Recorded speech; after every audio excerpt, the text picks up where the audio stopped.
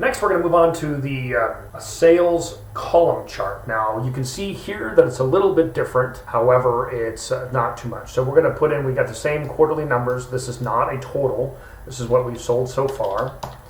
And let's go ahead and add our chart to it. So we're going to go over here to Insert, Column Chart.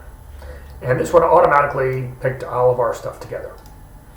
But the column chart needs to be a column and not multiple columns. So we're going to go ahead and we can either switch the row column data here, which we're going to do, and or you can go to select data, and then you can do it that way as well. We're going to turn off the grid lines on this. We're going to delete the legend, and we're going to rename this to the sales column chart. All right, and let's make it a lot thinner. Yeah, that looks good.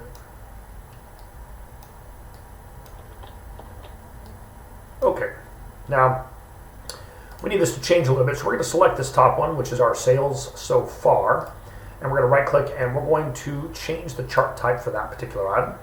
So again, it brings us to the combo, and we've got multiples that we can choose from. So we're going to pick the sales so far, and we're going to change that to a line with markers.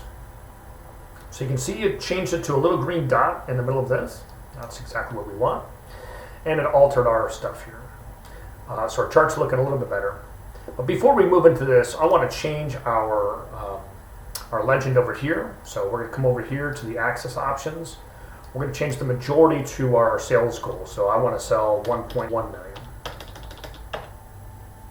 There we go. And then I want the number over here to have a dollar sign, so we're going to change that to currency. And then let's shrink this up a little bit more. All right.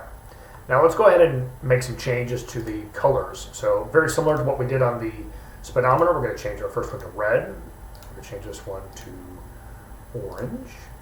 This one's going to be green, and we'll leave the last one as purple. Now we're going to go ahead and select our marker. And we're going to change the marker line to black, but as you can see, nothing really changed on that. We're going to expand marker here, and we'll change it also to black. We'll change this one to black. So now we should have a black dot. And if we expand marker options here, we can choose the built-in marker, and we can make changes to it. So we're going to make this a line, and then depending on how wide you want this, you just kind of expand this out. And of course we can shrink this up a little bit as well. That's a bit too much, but we can come back over here to our marker and make it as wide as we want. Now if we change our sales goal, or our sales so far, you can see that it comes to the bottom or goes up to the top.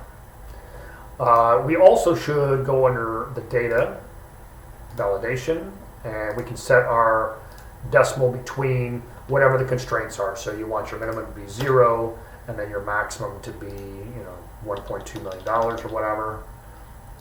And so that way, if you go 0, it goes to the bottom. But if I do -5, it fails.